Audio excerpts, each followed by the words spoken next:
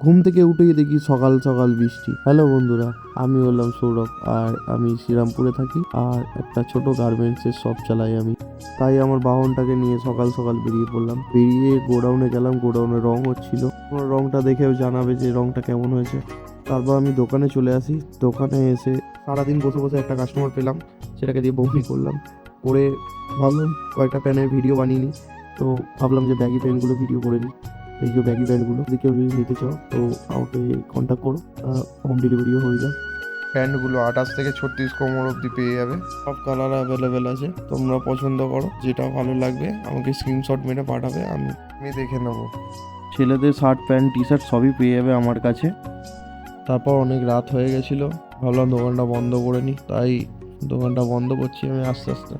এই ভিডিওটা অনেক দিনকারই, শুধু আমার অলসতার জন্য অনেক দিন ধরে ভিডিওটা ছাড়া হচ্ছে না।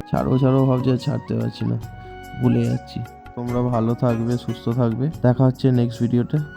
Tata, bye bye, good night.